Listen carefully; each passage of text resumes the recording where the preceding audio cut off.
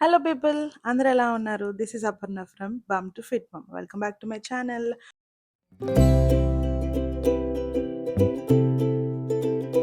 Intro వీడియోలో నేను చెప్పినట్టు నేను 7th మంత్ ప్రెగ్నెంట్ అని చెప్పా కదా!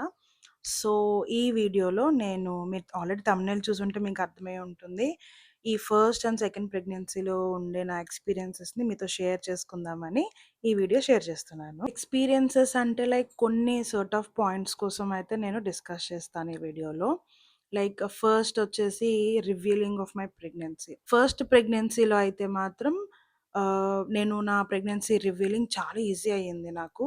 అంటే లైక్ ఫస్ట్ పీరియడ్ మిస్ అయినప్పుడు నేను చెక్ చేసుకున్నప్పుడు నాకు వెంటనే పాజిటివ్ వచ్చింది. And it was very happy ending. But second ప్రెగ్నెన్సీలో నాకు చాలా టఫ్ కాల్ అయిందనమాట. అంటే లైక్ నేను చెక్ చేసుకున్నా నాకు నెగెటివే వచ్చింది. సో, నాకింకేదైనా ప్రాబ్లమ్ వచ్చిందా ఏమో అని చెప్పి టెన్షన్ తోటి ఫుల్ బాడీ చెకప్ చేయించుకుంటే నాకు థైరాయిడ్ ఉన్నట్టొచ్చింది. అయితే థైరాయిడ్ గూడా వెరీ హై పాయింట్స్‌లో చూపిచ్చిందనమాట. 19 పాయింట్స్ వరకు చూపిచ్చింది. నేననుకున్న సడెన్‌గా నాకింత థైరాయిడ్ ఎందుకొచ్చింది అని జెప్పి నాకు భయమేసిందనమాట. సో, ఓవరాల్ సెకండ్ ప్రెగ్నెన్సీలో మాత్రం నాకు ప్రెగ్నెన్సీ రివీల్ అయింది మాత్రం ఆఫ్టర్ 10-12 వీక్స్. అప్పటి వరకు నేను ప్రెగ్నెంట్ అనే విషయం గూడా నాకు తెలీదు. సో, అంత కాంప్లికేటెడ్ అయిందనమాట. నేను జస్ట్ నాకు థైరాయిడ్ వచ్చింది, నాకు వేరే ఇష్యూ ఏమైనా ఉందేమో అనే భయంతోనే ఉండిపోయాను తప్ప, ప్రెగ్నెన్సీ అనే నాకు థాట్ కూడా రాలేదు. అండ్ చెక్ చేసుకున్నా గూడా నెగెటివే వచ్చింది. సో, ఎప్పుడూ కూడా మనం చెక్ చేసుకునే దాని మీద డిపెండ్ అవ్వకూడదనైతే నేను చెప్తాను. మీకు అలాంటి డౌట్స్ ఏమైనా ఉంటే డైరెక్ట్‌గా గైనకాలజిస్ట్ దగ్గరికి వెళ్లి మీరు డైరెక్ట్‌గా చెక్ చేసుకుంటే బెటర్. పాయింట్ వచ్చేసరికి లైక్ ఫస్ట్ ట్రైమెస్టర్. నా ఫస్ట్ ప్రెగ్నెన్సీ ఆఫ్ ఫస్ట్ ట్రైమెస్టర్‌లో ఫస్ట్ డే అంటే ఫస్ట్ మంత్ నుండి గూడా నాకు వామిటింగ్స్ అనేవి కంటిన్యూయస్‌గా ఉన్నాయి. వెరీ హై వామిటింగ్స్ అన్నమాట. బట్ సెకండ్ ప్రెగ్నెన్సీలోకొచ్చేసరికి ఆల్మోస్ట్ ఫస్ట్, సెకండ్ మంత్స్‌లో నాకు వామిటింగ్స్ లేవు గానీ, థర్డ్ మంత్ స్టార్టింగ్ నుంచి మాత్రం నాకు వామిటింగ్స్ అయ్యాయి.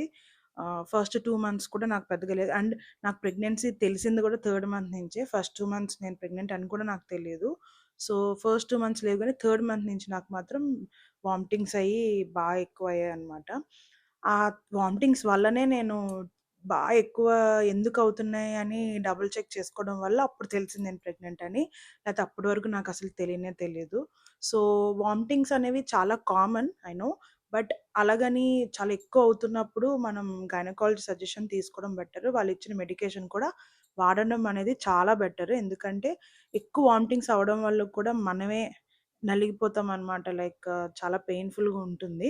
సో, అంత సీరియస్ చేసుకోకుండా మెడిసిన్ వాడుకోవడం అనేది బెస్ట్ ఆప్షన్ అనేది నా ఒపీనియన్. నెక్స్ట్ పాయింట్ వచ్చేసరికి second trimester and third trimester.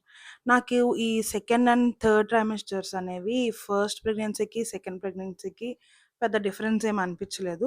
But vomitings ఒక్క విషయంలోనే కొంచెం చేంజ్ ఉంది. ఏంటంటే ఫస్ట్ ప్రెగ్నెన్సీకి, థర్డ్ ట్రైమెస్టర్ వరకు వామిటింగ్స్ అయ్యాయి. బట్ సెకండ్ ప్రెగ్నెన్సీలో మాత్రం నాకు వామిటింగ్స్ అనేవి ఫోర్త్ మంత్ ఎండింగ్ నుంచి కంటిన్యూస్‌గా ఇంకా ఆగిపోయాయి. ఇంకా అవ్వలేదు. సో, అదొక్కటే చిన్న డిఫరెన్స్ ఉంది. మిగతాదంతా పెద్ద డిఫరెన్స్ అయితే ఏం లేదనిపించింది నాకు. Food habits. బేసిక్‌గా నేను ఫస్ట్ ట్రైమెస్టర్ కొత్త గాబట్టి, అందరూ అన్నీ రకరకాలుగా డిఫరెంట్ ఒపీనియన్స్ మనకి చెప్తూ ఉంటారు గాబట్టి, చాలా మట్టుకు ఎవరేం చెప్పినా అన్నీ పాటించడానికి ట్రై చేశాను. అంటే లైక్ వెరీ హెల్తీ ఫుడ్ తీసుకున్నాను. రోజు ఎగ్స్, రోజు మిల్క్, రోజు డ్రై ఫ్రూట్స్, ఫ్రూట్స్, అన్ని వెజిటబుల్స్, నాన్ వెజ్ అన్నీ తిన్నాను. వాటితో పాటు క్రేవింగ్స్ ఉన్న జంక్ కూడా నేను తీసుకోవడం జరిగింది. బట్ సెకండ్ ప్రెగ్నెన్సీకొచ్చేసరికి మాత్రం చాలా చేంజ్ అయిపోయింది. ఎందుకంటే లైక్ హెల్తీలో నేను చాలా మటుకు తగ్గించేసాను నేను తీసుకున్న ఐటెమ్స్‌లో. ఒకటి నాకు ఈ డైజెషన్ ఇష్యూ వచ్చింది ఫస్ట్ నుంచి కూడా. సో, అందుకనే డ్రై ఫ్రూట్స్ తీసుకోలేదు. ఎగ్, ఎగ్‌ని చూస్తే నాకు అస్సలు నచ్చట్లేదు. ఆ వామిటింగ్ సెన్సేషన్ చూస్తుంటేనే నచ్చట్లేదు. అందుకని సెకండ్ ప్రెగ్నెన్సీలో అసలు ఎగ్ అనేది 100%, 80% తగ్గించేసాను. ఎప్పుడో ఒకసారి తింటున్నా. Milk okay. మిల్క్ తాగుతున్నాను. ప్రోటీన్ పౌడర్ ఇచ్చారు డాక్టర్. సో, దాంతో తాగుతున్నాను.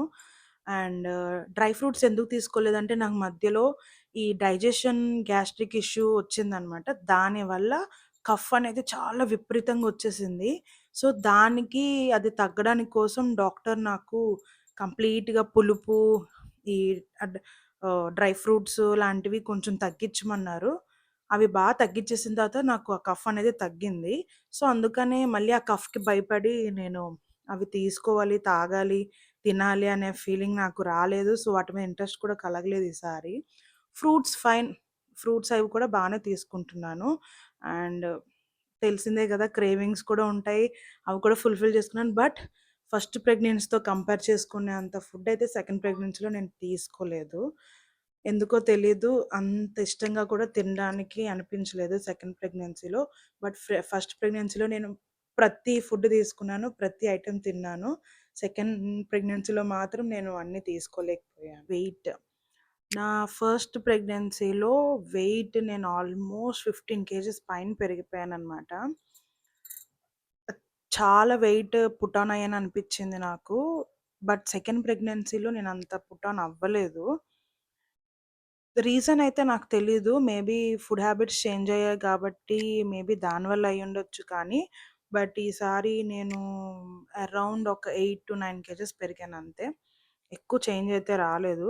ఓకే. ఒక 10 వరకు ఏసుకోవచ్చు. 10 కేజెస్ వరకు. ఎందుకంటే ఇంకా ఉంది గాబట్టి, ఇంకా 2 మంత్స్ ఉంది గాబట్టి మేబీ పెరగొచ్చేమో. ఒక 10 కేజెస్ వరకు పెరిగినట్టే లెక్కేసుకుంటే. ఈ బాడీ చేంజెస్‌లో నాకు ఫస్ట్ ప్రెగ్నెన్సీలో ఫస్ట్ 5 మంత్స్ కాకుండా లాస్ట్ 4 మంత్స్ మాత్రం నాకు హెయిర్ ఫాల్ ఉంది. బట్ సెకండ్ దాంట్లో నాకు ఈ సెకండ్ ప్రెగ్నెన్సీ అసలు హెయిర్ ఫాల్ లేదు. డెలివరీ తర్వాత ఆబ్వియస్‌లీ ఉడతది. అది అందరికీ ఉండే ఇష్యూనే. But yeah! ఫస్ట్ డెలివరీ తర్వాత కూడా నాకు చాలా విపరీతంగా హెయిర్ ఫాల్ అయింది. బట్ సెకండ్ దాంట్లో కూడా అలాగే ఉంటది మోస్ట్‌లీ. ఆహ్, హ్మ్.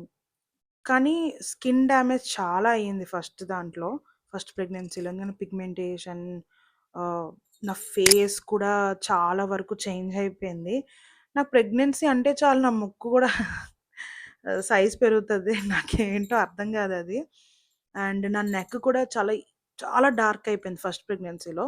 బట్ కంపేర్ టు సెకండ్ దాంట్లో బెటర్. సెకండ్ దాంట్లో అంత ఎక్కువ చేంజెస్ లేవు. ఇదొక్కటే. నా ముక్కొకటే కొంచెం లావుగా అయిపోయిందనమాట. బట్ అంత ఎక్కువ చేంజెస్ ఏమీ లేవు ఫస్ట్ దాంతో కంపేర్ చేస్తే. పిగ్మెంటేషన్ ఈస్ ఫైన్ ఉంటది. మరీ ఎక్కువ లేదు. ఫస్ట్ దాంతో కంపేర్ చేస్తే. హెయిర్ ఫాల్ గూడా అసలు లేదు. ఆఫ్టర్ డెలివరీ చూడాలి మరి ఏమైనా చేంజెస్ వస్తాయో ఏమో అని. అండ్ ఎలానో పోస్ట్‌పార్టమ్‌లో నేను కొన్ని చేంజెస్, కొన్ని కేర్ అయితే తీసుకుంటాను. ఆ వీడియోస్ కూడా మీతో నేను షేర్ చేస్తా. బట్ చేంజెస్ అయితే మాత్రం ఫస్ట్ ప్రెగ్నెన్సీతో కంపేర్ చేస్తే సెకండ్ ప్రెగ్నెన్సీలో చాలా తక్కువ. ఫస్ట్ ప్రెగ్నెన్సీలో చాలా డ్యామేజ్ అయింది నా స్కిన్. సెకండ్ దాంట్లో నేను అంత డ్యామేజ్ చూడలేదు. ఎందుకో తెలీదు.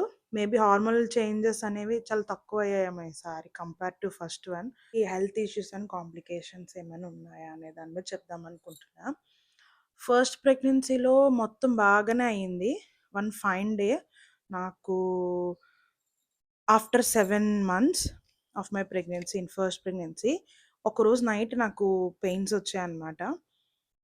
నేను నాకు నిజంగా తెలీవు. లైక్ డెలివరీ పెయిన్స్ ఎలా ఉంటాయి, ఏంటనేది మాకు ఫస్ట్ టైమ్ గాబట్టి నాకు ఐడియా లేదు. బట్ స్టిల్ ఆ పెయిన్స్ నేను అన్‌బేరబుల్ ఉన్నాయన్నమాట. నేనసలు తట్టుకోలేకపోయాను. అయితే ఇట్ మైట్ బి గ్యాస్ అని కూడా అయ్యుండొచ్చని చెప్పి మా మమ్మీ మా హస్బెండ్‌కి కాల్ చేశారు. హ్మ్. మా హౌస్ ఇక్కడికి, అక్కడికి ఒక 45-50 మినిట్స్ అంతే.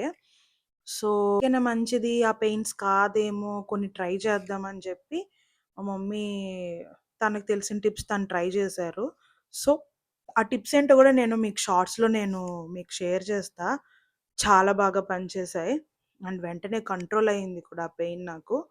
అండ్ అప్పుడు తెలిసింది ఇలాంటి టైంలో గ్యాస్ వల్ల కొన్ని పెయిన్స్ రావడము, అవి మనం కన్‌ఫ్యూజ్ అవుతామనమాట. ఏం పెయిన్స్ అనేవి మనకు అర్థం కావు. సో, దానికోసం మనం తీసుకోవాల్సిన కేర్స్ అన్నీ మనం తీసుకోవాల్సొసుంటుంది. జాగ్రత్త పడాల్సుంటుంది. సో, అదొక కాంప్లికేటెడ్ థింగ్ అయ్యింది నాకు ఫస్ట్ ప్రెగ్నెన్సీలో అదొక్కటే. సెకండ్ ప్రెగ్నెన్సీలో అయితే మాత్రం ఇప్పటికొచ్చి అయితే అలాంటివేమీ రాలేదు. బట్ చెప్పా కదా! ఫస్ట్ ట్రైమెస్టర్‌లో నాకు రివీలింగ్ టైమ్ అనేది చాలా లేట్‌గా తెలిసింది ప్రెగ్నెన్సీ అనేది.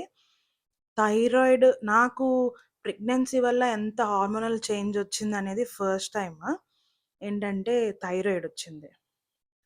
తరువాత యూరిన్ ఇన్ఫెక్షన్ కూడా మాటికి చీటికి వస్తూ ఉంటుంది. సో, దానికి కూడా డాక్టర్ ఏమన్నారంటే డ్యూ టు స్ డ్యూ టు ప్రెషర్ అనమాట. బాగా బేబీ ప్రెషర్ అనేది మన బ్లాడర్ మీద ఉండడం వల్ల గూడా వస్తూ ఉంటాయి. సో, దానికి టెన్షన్ తీసుకోవాల్సిన అవసరం లేదు. మెడికేషన్ తీసుకుంటే సరిపోతుందన్నారు. సో, అవి కంటిన్యూ చేస్తున్నాను. దానివల్ల ఏంటి నేను అడిగాననమాట. ఎందుకు అట్లాగా అయితే దాన్ని మనం కామనే గాబట్టి ఏం పట్టించుకోకపోయినా పర్వాలేదా అంటే, నో, నో, పట్టించుకోకుండా ఉంటే మాత్రం ఆహ్, ఈ డెలివరీ పెయిన్స్ అనేవి త్వరగా ప్రీమెచ్యూర్ పెయిన్స్ లాగా వచ్చేస్తాయి. సో, దానికి మనం మెడికేషన్ తీసుకుంటే బెటర్ అన్నారు. సో, ఆ మెడికేషన్ అనేది తీసుకుంటున్నా. ఈ సెకండ్ ప్రెగ్నెన్సీలో అయితే మాత్రం ఇవే కాంప్లికేషన్స్. నాకెక్కువేం లేవు. థైరాయిడ్‌కి థైరాయిడ్ కంట్రోల్ అయ్యింది. ఉండాల్సింది 3-5 మధ్యలో. బట్ నాకు 19 వచ్చింది డ్యూ టు ప్రెగ్నెన్సీ. సో, దానికి రెగ్యులర్‌గా ఒక్కరోజు కూడా స్కిప్ చేయలేదు ఇప్పటికొచ్చి. మెడిసిన్ వాడుతున్నాను. అండ్ ఈ యూరిన్ ఇన్ఫెక్షన్ మెడిసిన్. ఈ రెండే నాకున్న complications present. It is all about my experience in my pregnancies. My first and second pregnancies. I hope you like it. నేనైతే ఒక్కటే సజెషన్ ఇస్తాను. మీకు ఏది చిన్న తేడా అనిపించినా కూడా మీ గైనకాలజిస్ట్‌ని మీరు కాంటాక్ట్ అయ్యి ఎప్పటికప్పుడు చెప్తూ, టెస్టులు చేయించుకుంటూ, జాగ్రత్తలు తీసుకుంటూ ఉంటే బెటర్ అండి. ఏది దాయకుండా మీకు ఏం చిన్న అన్‌కంఫర్టబుల్‌నెస్ ఉన్నా కూడా ప్రతి దానికి మీ గైనకాలజిస్ట్ సజెషన్ తీసుకోవడం బెటరు. సొంత టిప్స్, సొంత పెత్తనాలు ఏమి చేయకుండా ఇచ్ ఇవి చేసుకుంటే బెటర్. గైనకాలజిస్ట్ దగ్గరికి వెళ్లి వాళ్ళు ఏం చెప్తే అది చేయడం బెటర్ అని నా ఒపీనియన్. ఎందుకంటే పాత రోజులు వేరు, ఈ రోజులు వేరండి. సో, పాత రోజుల పద్ధతులే మనం ఇంకా పాటిస్తే ఇప్పుడున్న పద్ధతులకి, ఇప్పుడున్న క్లైమాటిక్ కండిషన్స్‌కి, ఇప్పుడున్న హెల్త్ ఇష్యూస్‌కి, అప్పటికి అసలు చాలా డిఫరెన్స్ ఉంది. అవి మనం కంపేర్ చేసుకోవాలే కానీ, సేమ్ అప్పటికి, ఇప్పటికి సేమే.